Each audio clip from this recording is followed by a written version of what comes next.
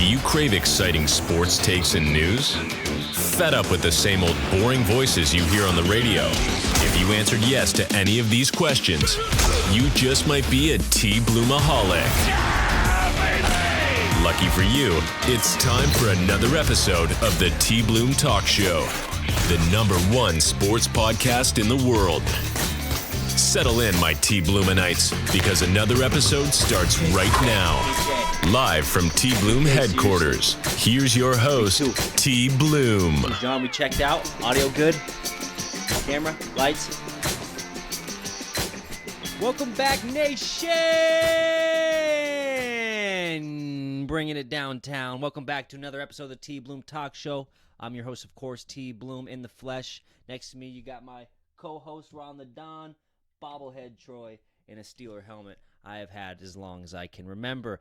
Now, we got a big day today. It is officially the second segment of the 8-part segment going around the league of the NFL. Each and every division, going to give you the rundown about everything you need to know. You won't want to miss out. Today is one of the biggest divisions in NFL. Love them or hate them, you're going to have to watch them. That is the NFC East. Now, I feel like the NFC East is a division, whether you love them or hate them, and I think most of America hates them because we have to sit there and watch them on prime time constantly, even when their teams are trash. Excuse me. Seems like every damn year I got to watch the Cowboys versus the Giants, week 13. Cowboys are fucking, 7-6, and the Giants are like 2 and whatever, and it's just an absolute snooze fest. And we could have seen it coming, but for some reason these big market teams tend to get fucking primetime games. I think we all know why. But anyway, let's just get out of the hoopla and start right into it. We're going to start with the New York Football Giants by Brian Daboll. People say it's I've heard Duval, I've heard Dubell, but I'm going to go Brian Daboll. I mean, that's just what I'm going to go with. There doesn't seem to be a consensus with the head coach's name of the New York Football Giants. Nonetheless, he is on the hot seat once again. They went 3-14 last year, and I thought last year was going to be the moment where the Giants football organizations just said, fuck it, we're pulling the trigger, get him out. And I'm not saying that would be, what's the word I'm looking for? Right, or that would be a good assessment, because I feel like Brian Daboll's done a lot with very little, going back a few years ago when he took this team to the playoffs and they got a playoff win, but he just doesn't have a good team around him. I mean, sure, coaching is a lot of what goes into getting a win on game day, but this guy just doesn't have a good roster to be able to assess just how good he is as a head coach. So I like the fact that they bring him back. I thought last year Mike Kafka would eventually come in and take over for Brian Daboll, but that's not the case. But things have changed in this era of New York football, Giants football. The Daniel Jones era has officially ended. We all know that, going back to the offseason, and the Russell Wilson era has just begun. I think, let's hop into the offense. Offensive coordinator Mike Kafka signed last year. This is his second year with the team. And I want you guys to keep this in perspective of if you're Brian Daboll and you're trying to keep your coaching career alive with the New York Football Giants, keep that in perspective of how hard you're going to have to work in order to appease the Giants organization and show them that you are the coach of the future and what it's going to take for you to show that. Offensively, last year, they were 22nd in the league in rushing yards per game, 31st in the league in points per game, and 28th in the league in passing yards per game. So they couldn't run the ball, couldn't pass the ball. Obviously, you can't score the ball very well if that's the case. Now, they went out and attacked those deficiencies, I would say pretty handedly. They went out and signed and drafted some key linemen. Nothing to break the bank about, nothing to just write home about who they signed, but they attacked the main focal point, which is the offensive line. Ideally, you have a good offensive line, or you improve at the offensive line, your passing yards per game number should go up. Definitely your rushing yards per game number should go up. They really keyed in on the rushing yards per game. They went in and drafted, no, not the rushing yards. They went in a 10, what is the word I'm looking for? Aren't you guys supposed to help? Come on. They went out and attacked the passing yards per game portion of their bad parts of their offense last year. What the fuck's going on? Can we get the transcript right? Unbelievable. I shouldn't have to do this mid-pod. Just do it. Anyway, sorry, guys. The background noise is getting a little chitty-chatty here. The T-Bloom Talk Show, we're going to have to make some cuts soon. Yeah, just be ready, okay, guys? Anyway, back to the New York Football Giants. They really attacked the passing yards per game portion and how terrible they were last year at it. So they went out and got not one, not two, but 3 quarterbacks. They went out and signed Russell Hustle Wilson. Big Bustle. Big, we don't care how far we're down, we're coming back. Yeah, they got him. Then they went out and got Jameis Winston, a guy who can either throw 5 TDs in a game or a guy who can throw 5 pick sixes in a game. No in between. And then they went out and drafted Jackson Dart in the first round with pick number 24 in the 2025 NFL Draft. Now, I kind of like the way they attacked this. They got an old, savvy veteran. I mean, I don't know if I'd use the word savvy, but they got an older, more experienced quarterback who's been there and done that and getting Russell Wilson. Then they also got the less experienced QB, but still a veteran, Jameis Winston, who is also going to keep you on a positive note. Say what you want about Jameis Winston, but he might be one of the best teammates in the game, as far as I'm concerned, from what we can see as fans outside of the locker room. The guy's always hyping up his teammates. Even when Deshaun Watson, the guy who Massage Watson just got caught for the 20,000th massage or whatever, and he tore his ACL, he still stood up for his teammate at the time, and also competition at the time, because he was behind Deshaun Watson in the depth chart rankings. But he stood tall, stood proud for that man, and that just goes to show you how good of a teammate he can be and how much he's willing to stand up for his teammates. So I do like the value that Jameis brings in that regard, and that's going to be really fun for Jackson Dart, their third guy that they just got via the draft. So they got their older veterans, been there, done that. Little younger veteran there for more of morale standpoint. And then you got Jackson Dart, the young buck rookie who can learn and take in all this information that he's going to be receiving from these 2 other quarterbacks that just signed. So I like the way they went about this. They got 3 options where they're all different, but they're all in the step in the right direction. But basically, Brian Daboll is going to be doomed this year for the offensive side of the ball. Yes, they got all those quarterbacks, but only one can play. And it's not like one of them, unless Jackson Dart's just this standout rookie, this guy that's going to be over the top that we didn't see coming into the draft. And you're really looking at subpar to average quarterback play. Yes, you have Malik Neighbors. And the one guy I want to mention, which is going to be the biggest factor of how good the New York Football Giants are this year, when they drafted Mr. Cam Skattebo. This team can either explode or deplode because of Cam Skattebo. The guy's got aura. What do the kids say? They say aura. I mean, the guy's got it, right?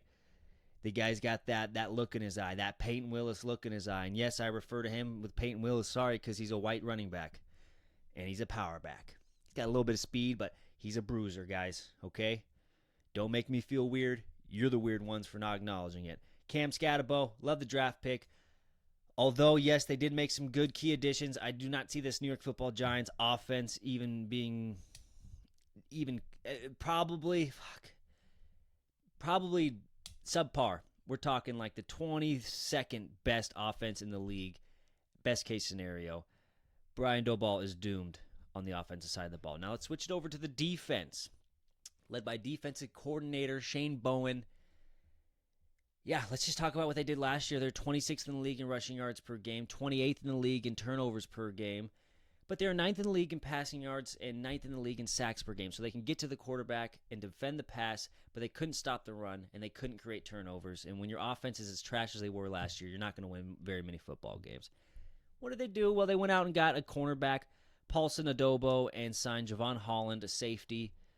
So they attacked the passing yards per game a little bit, but what did they do about the rushing yards per game? Well, they got 3 more defensive linemen, which includes Chauncey Golston, coming from Dallas Cowboys, so a rival across the country, down below. Went out and got Chauncey Golston, which is a sleeper pick. I mean, this guy put up 7.5 sacks, I think, either last year or the year before that. So that's going to help the pass rush just a bit. But I don't see much else being shored up on the rushing yards per game aspect of this. I think it's going to still be a struggle on defensively.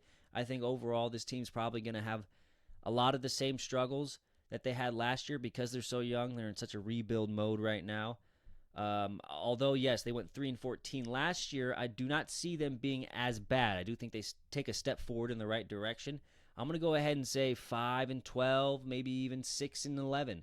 But probably no more than 6 wins here. I think the Giants are geared up for a tank season. Unfortunately, this means Brian Doble is probably going to get fired because if you're looking for improvement as a Giants franchise owner, GM, whatever, going 6-11 just ain't going to cut it. So I'm going to predict that Brian Doble will either be, again, fired in the middle of the season and interim head coach Mike Kafka takes over, or just fired at the end of the season and we see the end of an era again for the New York Football Giants.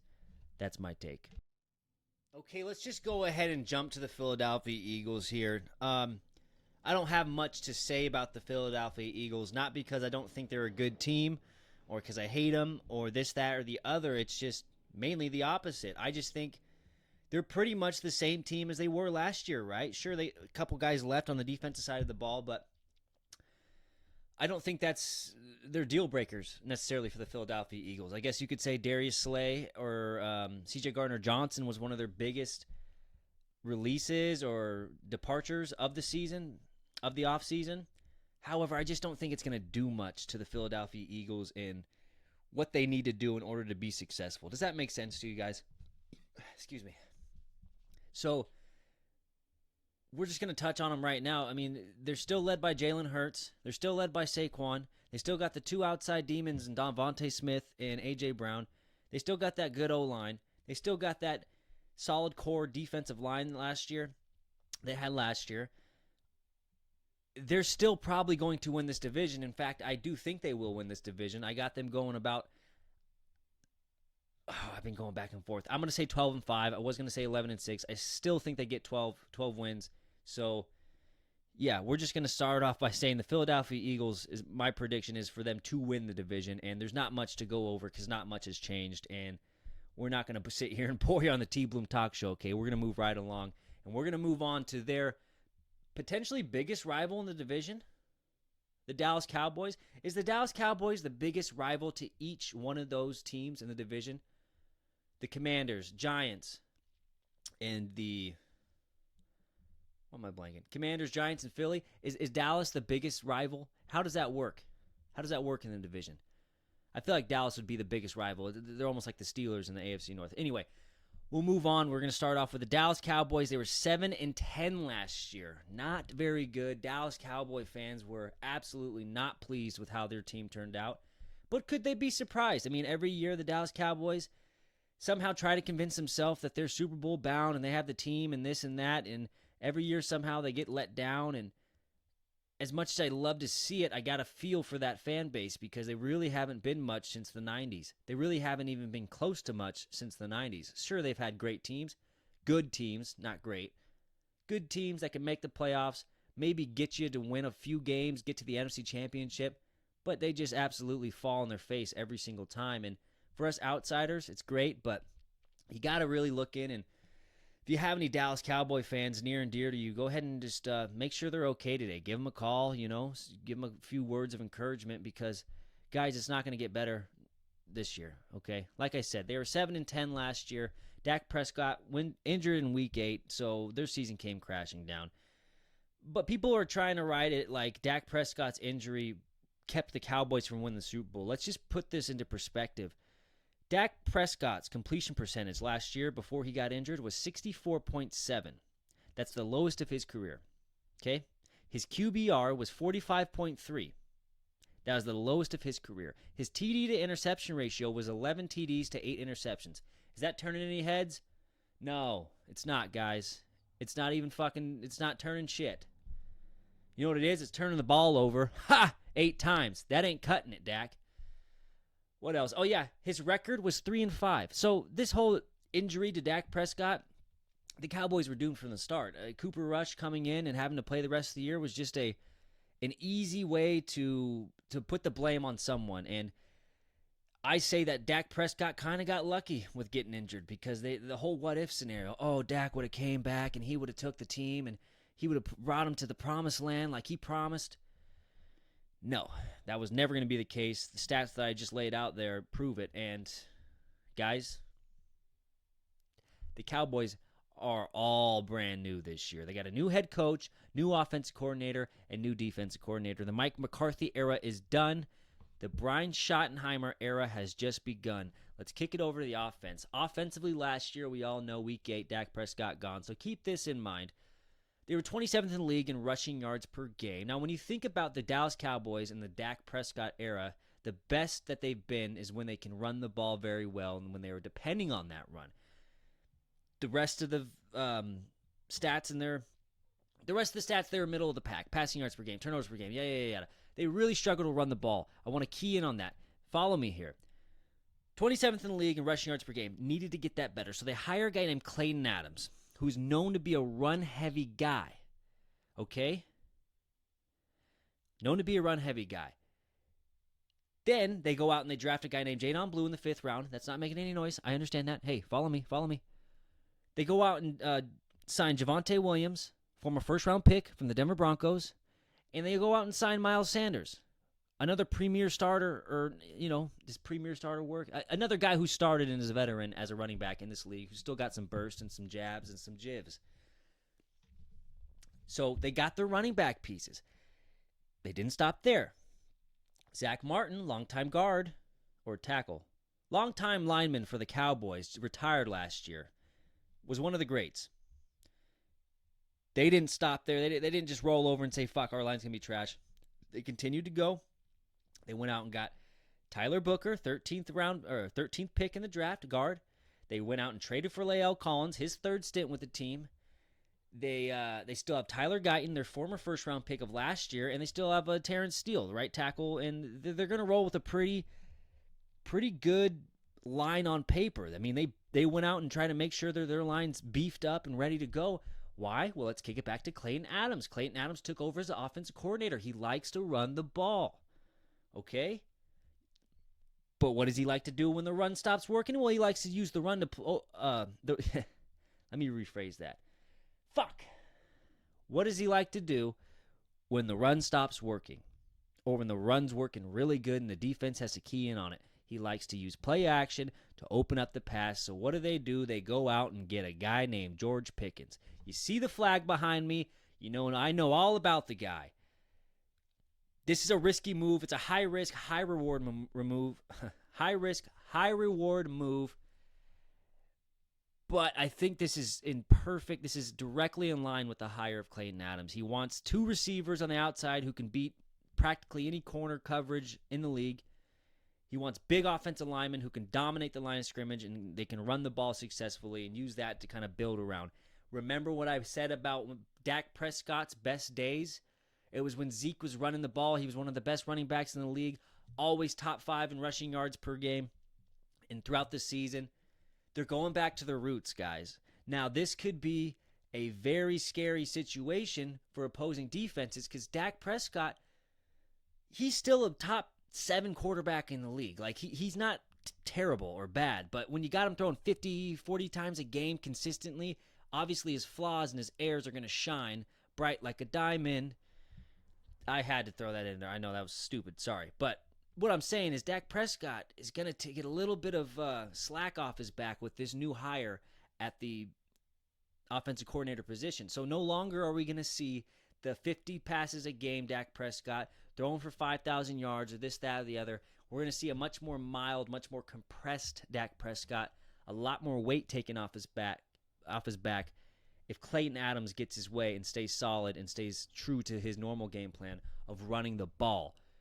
So keep that in mind, you fantasy owners. I have a prediction. Here's my early prediction. And this is kind of me hating because I'm a Steeler fan and I also hate the Cowboys like most people. I think what's going to happen is George Pickens is used to being number 1. He's used to a certain amount of targets per game.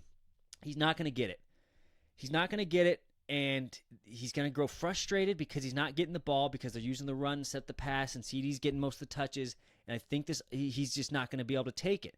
Because keep in mind, the Dallas media is a lot more mega than the Pittsburgh media. I mean, they're a lot more high society. I mean, it's just a whole different style of media. He's going to be getting asked questions every day, much more reporters, much more news stories about him, much more twists and turns, and just a lot more on a microscope than he was in Pittsburgh. Can he handle that pressure?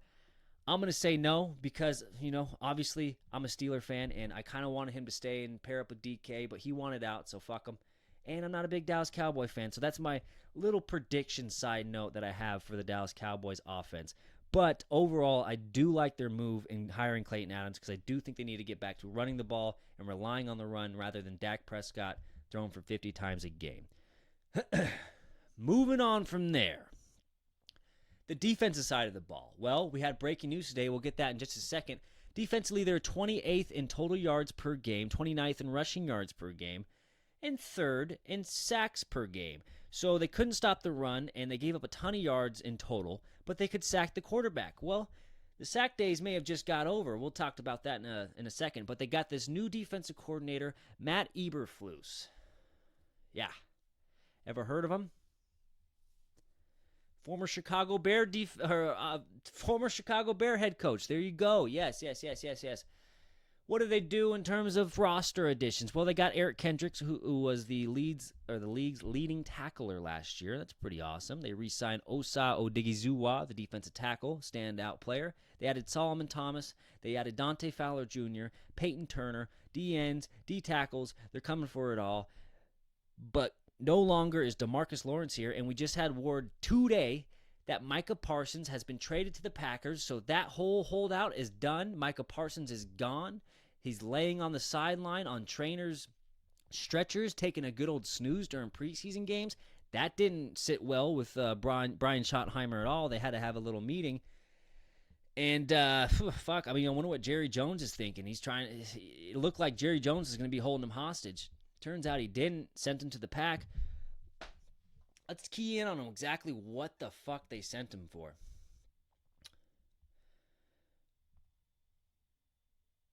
Cowboys will receive defensive tackle Kenny Clark and 2 first-round picks in return.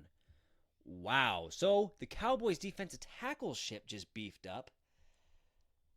But their leading sack artist didn't. I mean, they're still going to have a pretty stiff D-line with old Kenny Clark in the D. Okay, I like that. I don't think you're going to be able to run the ball on them just like you did last year. They beefed up the fuck out of that defensive line. And although Micah Parsons is gone, you still got some solid key components there. So I think they really did a good job attacking the rushing yards per game. Yeah, that's pretty much all I can say. That's all I needed to clear up. They also give up a lot of yards per game, but I mean, you're looking at a defense who could potentially, with the depth they have at the defensive line position, man.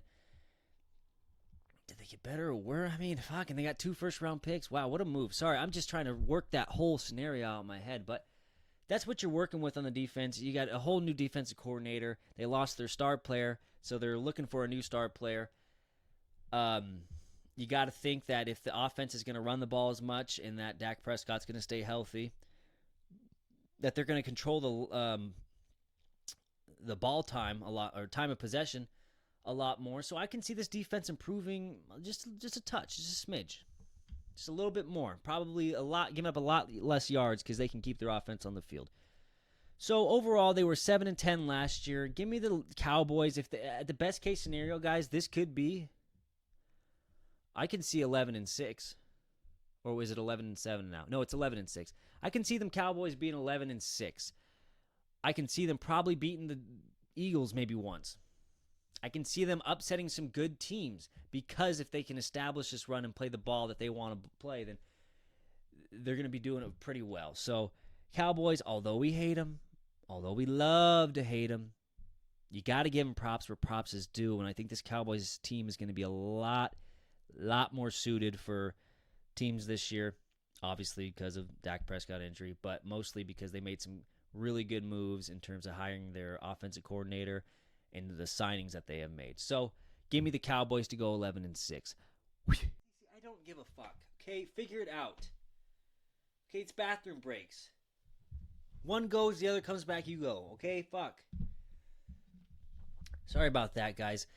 We're here at the very last team of the NFC East, none other than the Cinderella story themselves, the Washington Commanders. Now, if you were to tell the Commanders fans, coaches, GM, owners, anybody involved in the Commanders' grand scheme of things, that last year you would draft Jaden Daniels and he would take you to the NFC Championship game where you would get absolutely blown out by your counterpart, Philadelphia, you'd fucking take it.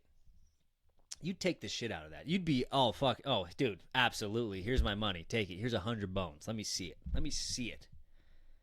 Oh, and Jaden Daniels wins Rookie of the Year? Okay, yeah. Fuck yeah. Oh, and he doesn't get hurt? Oh, fuck yeah. I mean, what an absolute best-case scenario storybook ending that happened for the Washington Commanders last year, even though they did get blown out in the NFC Championship game. You can't be mad at those results. Yeah, let's just kick it over. I mean, they were 12-5 last year. Dan Quinn putting another fucking team together that looks like they're headed for a Super Bowl run. Obviously, we know about the Falcons, how that ended, but hey, he gathered himself, got back to it, got to work, and now he's in a better place.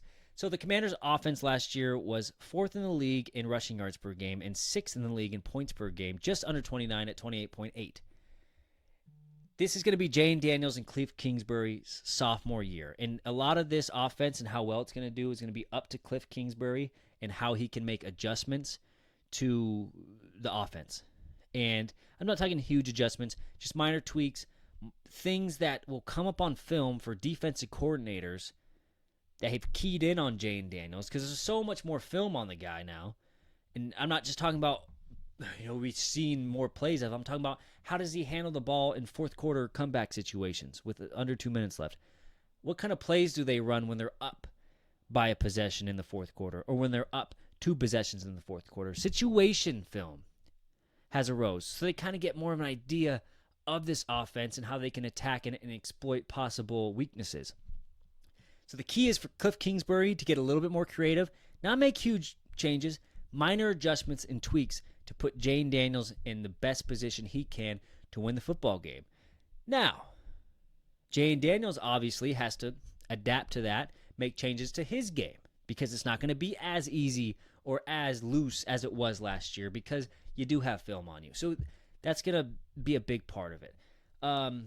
They didn't stop there with... what the fuck is that? Seriously, figure it out.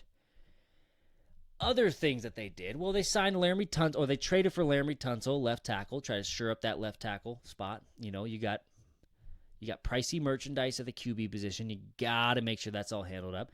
They drafted Josh Connerly, tackle, 29th pick.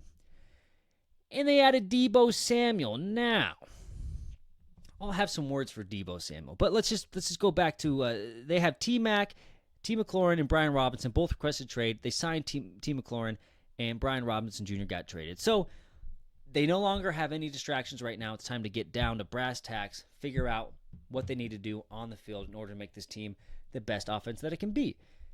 The one reason I like the T. McLaurin signing for 2 reasons. One, T. McLaurin, he's been with the Redskins, Commanders for the beginning of his career. This is a good thing to show other rookies that you're drafting and other young people that you're drafting that, hey, if you stick with us during the bad times, we're going to keep you around during the good times. We're going to give you what you want. And this is good for the franchise to have T. McLaurin just remain a Commander for right now. It's always good to have a player of his caliber stay on your franchise for the remainder of his career if possible. Obviously, it doesn't always work out like that. Nowadays, oftentimes it doesn't.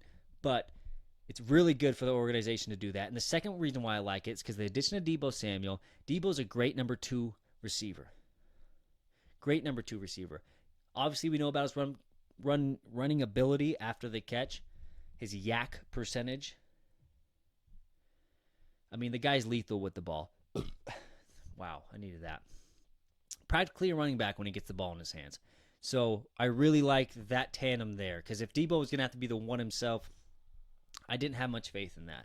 And I don't think many people did as well. One thing I don't like about Deebo, though, guys, coaches, players specifically, if you're listening to this right now, I need you to really key in on what I'm about to say right here. You need to really, really think about changing your jersey number before you do. Okay? It's not just I kind of like wearing this number thing, I'm going to change it. It's not just that, guys. You're fucking with your whole marketing scheme. Your whole brand is getting fucked up. You change your number. Only the greats can accomplish it. Only the greats can do it right. Kobe, we know him.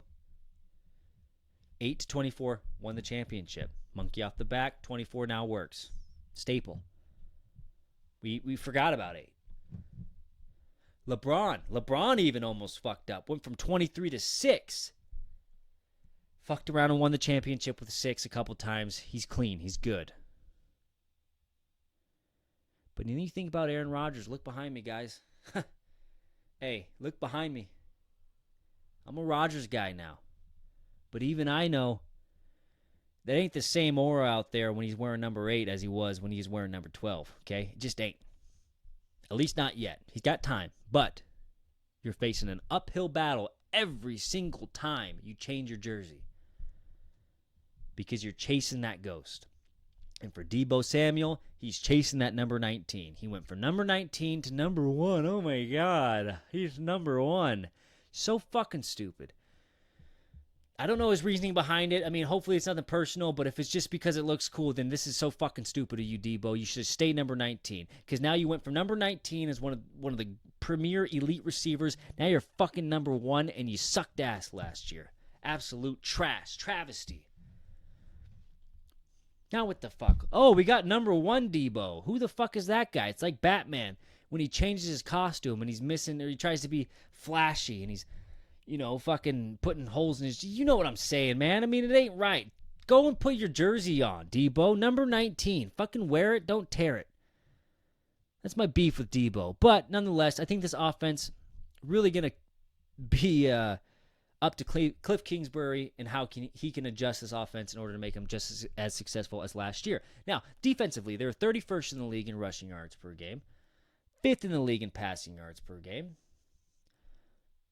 Sucked at rushing the ball, or rushing defense. Good at defending the pass. That combines for 17th in the league in total yards per game and 22nd in the league at points per game, giving up just under 25 at 24.9 points per game. Follow me here.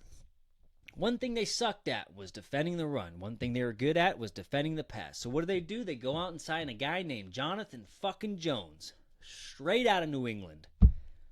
Oh, that would have been good about, 3 years ago when he was rolling hot. Yeah, okay. What else did they do? Well, they drafted a guy in the 2nd round. His name's Trey Amos. Oh, nice. So we're going to be able to defend the pass very well again. Cool. But we still have this rushing yards per game thing that's kind of on our back. We actually give up the 2nd most in the league. So how are we going to stop that, Coach? I don't know. Let's bring in Von fucking Miller. That's what I'm fucking saying. Von Miller. Yeah, let's go and bring in Von Miller. They didn't address the run situation at all. They didn't address their run defense whatsoever. You're in a division with the Philadelphia Eagles. Saquon, ever heard of him? I'm sure you have. NFC Championship game. Run it back. Flip-flop, flip-flop. TD here, TD there. Boom, bing, bang, bing, schming. You got schmanged. So, we just talked about the Dallas Cowboys. They're going to be running the ball tough this year.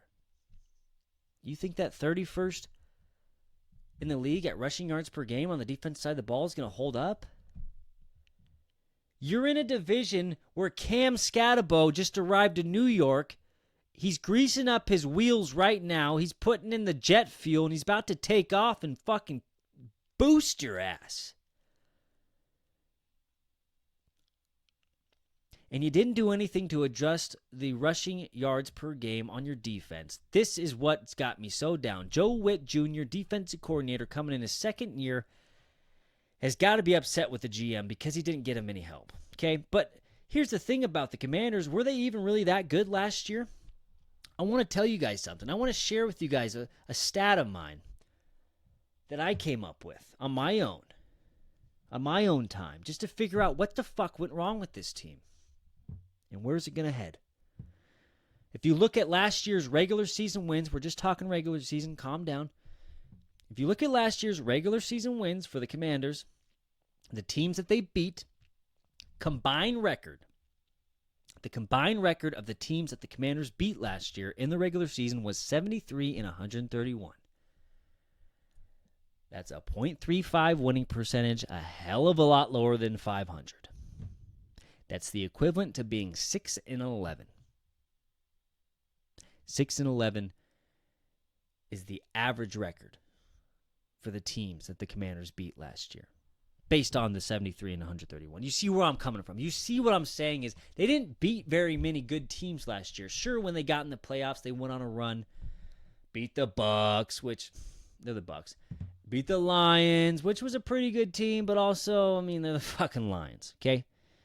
Let's not get all fucking crazy about them. So,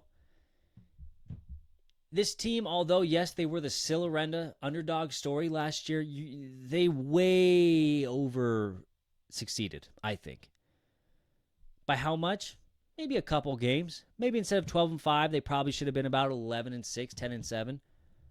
But still, those wins count. I mean, I'm not knocking them, but I'm just saying, I mean, don't be surprised if this team ends up 10-7, which is exactly what I'm predicting them to do. And that's what I'm going to say right there. We got the Philadelphia Eagles winning it, Cowboys being the second, Commanders third, Giants way below for the fourth. And that's going to do it for your NFC East overview. Guys, we got 6 of these more to go, but we are officially 1 week away from the first NFL football game of the 2025 season. Can we clap it up, huh? Come on. Hey, let's get up. Guys, celebrate. Let's go. We're almost there. We're almost there, boys. It's good time, good reminder to tell all you guys, hey, if you haven't got your league dues in, get them into your commish. If you haven't done your draft or scheduled your draft, get your draft scheduled. If you're fucking on the fringe and should I do a new fantasy league, another one, now's the time to say fuck yes, double down, triple down even, and go for it. I'm Tbloom.